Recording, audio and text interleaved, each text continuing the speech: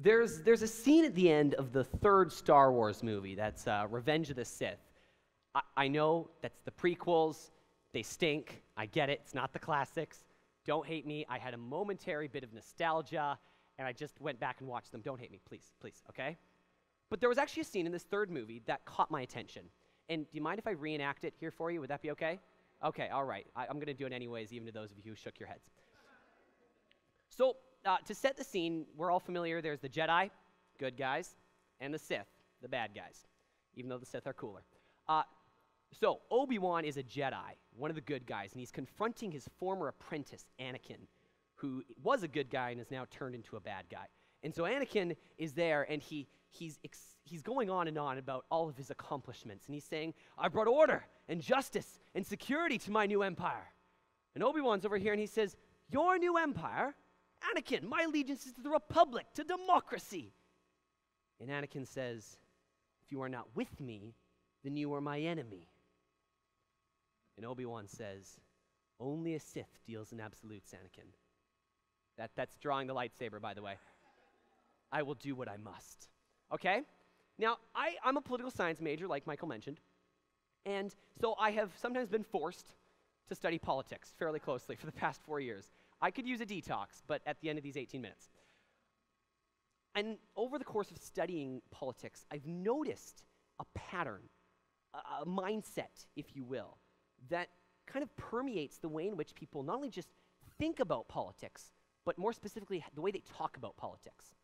To illustrate that, let's do this exact same scene again with slightly different dialogue, okay? So we got Anakin again, and he says, Donald Trump is going to bring order and justice and security to America. He's going to make America great again. And Obi-Wan would be over here and say, you think Donald Trump's going to do that? What? I stand for liberalism, for freedom and tolerance. If you are not with me, then you are my enemy. Oh, I see how it is. I'll do what I must. My 140 followers are going to love this. Oh, yeah. All Republicans are Nazis. Yeah, you better believe it. This is what it's come to. This is what political discourse, the foundation of Western liberal democracy, has come to. Absolutism is the word that I use. And it spawns from that little exchange of dialogue. If you are not with me, then you are my enemy. Only a Sith deals in absolutes. Absolutism. If I were to express this in a sentence, it would sound something like this belief here. Absolutism. I am 100% correct in all of my views. You, hi there, how are you? You doing good, enjoying yourself? Yeah, okay. You disagree with me? Well, you are 100% wrong in your views. Okay? That's how absolutism works. You're either with me or you are my enemy. It's a binary system. You know what binary is? It's computer code. It's ones and zeros. Ones and zeros. You're either right or you're wrong. You're either left or you're right. You're either black or you're white. That is the way absolutism sees the world. There's no room for moderation with absolutism. You got to pick a side. And I think that this mindset has corrupted political discourse. That's just political conversations, especially here in the West. And it's, I think, the cause of the division that we are seeing right now. So the question for me then becomes, why? Why, if it's such a lie, and trust me, it is a lie, why is it so convincing? Why do we buy it so easy? I have two theories. The first one is because absolutism masquerades as liberalism. Okay, so what I mean here, okay, so liberalism is a broader ideology than just political parties, okay? We need to understand that right off the bat. Like, the Liberal Party is not, like, the only party that adheres to liberalism. Every Canadian political party is a liberal party in a broad sense, okay? So the ideas that are the foundation of our society, we're talking about freedom, equality, individualism, human rights. These are all liberal ideas, and it underpins the way we think about government and the way we think about all of these sorts of ideas. Liberalism is the broad ideology that is the foundation of our society. Absolutism takes the basic tenets of liberalism and extrapolates just a little bit more, adds a little something onto the end. And that's where liberalism turns into something destructive. So in order to understand this, we need to first trace a little bit back to the beginnings of liberalism, which can be found in the Protestant Reformation and Martin Luther. So the Protestant Reformation was a direct response to the Catholicism, right? The Catholic, essentially, monopoly on knowledge. The Catholic Church, they were the only ones who could read the Bible, so they could manipulate what was taught. And unfortunately, they did manipulate it, and they taught doctrines that someone like Martin Luther said, I don't see this anywhere in the Bible. So as opposed to a situation where you grow up in the church and you learn about who you are in the church, Martin Luther, in his letter to Pope Leo, expresses a different idea. What he says is, as free, rational, equal individuals, we can find God on our own. That was essentially his argument. I'm going to say it again here. Free, rational, equal individuals. So, as individuals who have our freedom, and the same, we are all the same, we are all equal, we all have the same mental faculties, we can find God on our own. We don't need the church to tell us about God. That was his essential argument. And so this idea of a free, rational, equal individual is carried forward throughout history. From Thomas Hobbes to John Locke to Jean-Jacques Rousseau, you have no idea who these people are, it's okay. It's carried forward and it becomes liberal ideology that, like I said, underpins our society. So what absolutism does is it adds to those basic tenets. So if I were to re-express it, it'd sound something like this. It'd be, I am a free, rational, equal individual. I am entitled to all of my views. The government can't tell me what to believe. The church can't tell me what to believe. My parents can't tell me what to believe. Hi, Mom. But more than that, not only am I entitled to these beliefs, but I am 100% correct in these beliefs. And anyone who disagrees with me is 100% wrong. So it's liberalism plus something extra. So when we think we're being liberal and exercising our individuality, we oftentimes are behaving with an absolutist mindset. And so that's why it's easy to fall for it, because it's so close to something that's so familiar. My second theory is that absolutism preys on our insecurities. So another byproduct of the Protestant Reformation was this process of self-discovery. No longer did we have the church to tell us about ourselves, to tell us what our values were, who we were going to be. We had to discover that on our own. And again, that's an idea that carries forward through history. And so even today, we spend our whole lives searching. Who are we? What makes me, me? What are my values? And I think, and I'm not that old, but I think we never really figure it out. And if we do, we're not 100% confident in it. There's always that self-doubt, that insecurity. And so whenever we're criticized, whenever someone comes along and even constructively critiques our views, we respond defensively, right? We're like, whoa, whoa, whoa, whoa, whoa, whoa.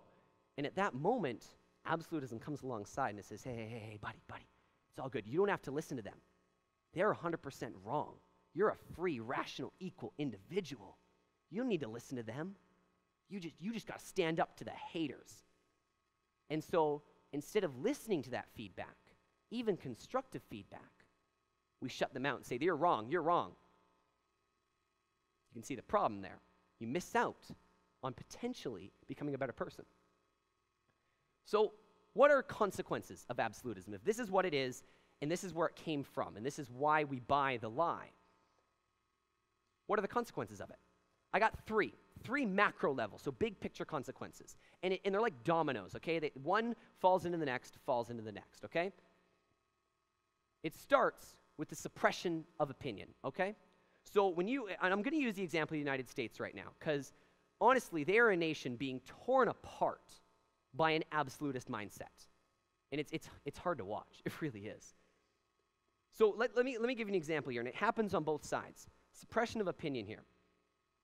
People on the left say to everyone on the right, you are racist, homophobic, xenophobic, sexists. Okay. No. I think that's an insult to our human complexity. The reasons why we vote, the things that influence the way we vote. I've seen maps of America where on both coasts, where you had generally a lot of Hillary Clinton voters, you had written in red, white, and blue in America. But then in the swath in the middle was colored in white and written in white Trashistan. Do I need to tell you what's wrong with that? Now we're associating everyone who voted for Donald Trump with terrorism. I don't see it. What I do see is an attempt to delegitimize the views of the right, so that you can say it's un-American to vote for Donald Trump, you shouldn't even be allowed to speak. The suppression of opinion. On the right, though, they are not the victims here, because the right looks to the left and says, all left-wing media are fake news, except for Breitbart and Fox. So they only watch Breitbart and Fox. They shut out all other news media organizations because they supposedly promote liberal agenda. And again, it's the same thing, trying to delegitimize the views of the other side so you don't have to listen to them. Why would you listen to an opinion who you think is dead wrong anyways? And what happens is both sides lock themselves into echo chambers of their own opinions. And of course, then you have the second consequence, the deterioration of discussion. If you have locked yourself in an echo chamber and you're only listening to views that reaffirm your own beliefs, why would you talk to anyone who disagrees with you? And we see this all the time. It's so easy in an era of social media to just go block, unfollow, because why would I let their trash opinions into my news feed? And of course, once you have the deterioration of discussion, I would argue to you that you get the death of democracy itself. And this might seem like a stretch, but again, look at the states right now. Would you not say that people are questioning their institutions, questioning their ideals, what makes them American? I think, and they're not there yet, but I think that this is where it goes. When you have the suppression of opinion, which leads to the deterioration of discussion, you eventually have the death of democracy. Because Western liberal democracy needs conversation. It's one of the great privileges of living in the West, is the ability to talk. The ability for me to say to someone, hey, I disagree with your opinion. I disagree with the candidate that you're voting for. And they can say, well, I disagree with you, and that's okay. You can, in Russia just this week, Vladimir Putin banned a photo of him. Someone had photoshopped it so he was a transgender clown. It's pretty funny. You should find it. And exercise your freedom and spread that. But we live in a country where we won't be put in jail. We won't be shot for disagreeing with our leaders and our politicians. But there are countries where that is the reality. So this is where we go, I think. So is that it? That's the end? We're all headed towards the death of democracy. We're all absolutists. We're all Sith Lords. No. There is hope. So I want to bring to your attention a very, very smart man named John Stuart Mill. You might have heard of him. He's a political philosopher. And he highlights, I think, the consequence, but subsequently the personal benefits that come from fighting back against that absolutist mindset, that suppression of opinion. Let's look at a quote here, okay? If the opinion that you are trying to suppress turns out to be right, they, being the people, are deprived of the opportunity of exchanging error for truth. But if wrong, so if the opinion you are suppressing is actually wrong, they lose what is almost as great a benefit: the clearer perception, I love the way he says this, and livelier impression of the truth, produced by its collision with error. So regardless of whether the opinion you are suppressing in your absolutism, whether the opinion you are suppressing is wrong or not, you lose. Either you're missing out on the opportunity to exchange your error for their truth, or even if they turn out to be wrong, you still miss out on the opportunity to learn more about what you believe and more about the world around you. Because this is the reality. All silencing of discussion, and this is another John Stuart Mill quote, all silencing of discussion is an assumption of infallibility. Raise your hands if you're infallible. Is there one hand? No, okay, good. I was worried for a second. This is the reality. When you start to suppress people's opinions because you find them wrong, you are assuming that you are infallible in your judgment of right and wrong. And that's simply not the case. I want to show you a quick illustration here. If this circle here represents all knowledge, all human knowledge that has ever been known, okay? How much of that do you think, or no, pardon me, this is all knowledge that can be known. This is all knowledge that could be known. This circle represents what we know, what we've discovered. It might be optimistic, it might be optimistic. But let's say that throughout human history, of all there is to know, this is what we figured out. How much of that circle do you think you know? Maybe that, and that's probably optimistic too, isn't it? The reality is, when you think with an absolutist mindset, oh, hey, look, now there's more. When you think with an absolutist mindset, you are assuming that your one little yellow dot actually represents the entire blue dot. I have nothing else to learn. I already know everything, when in reality, that's just ridiculous. There is so much we can learn from the people around us.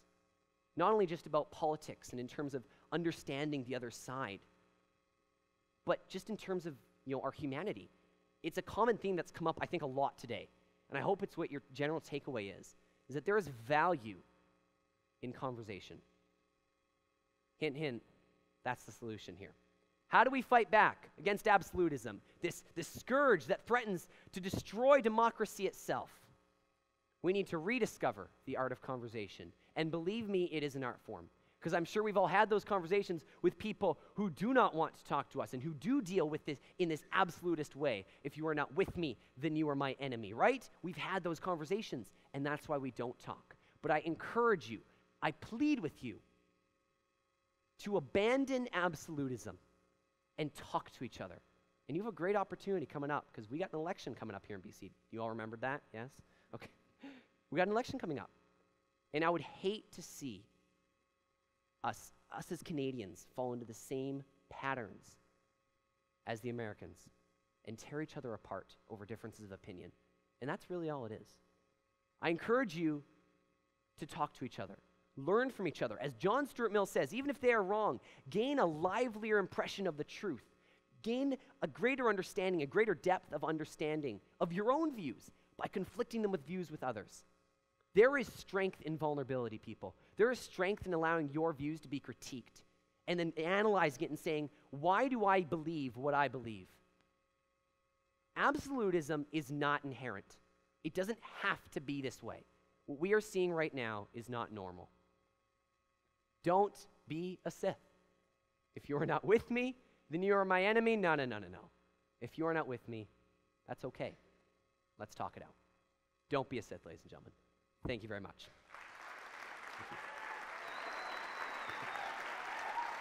Thank you.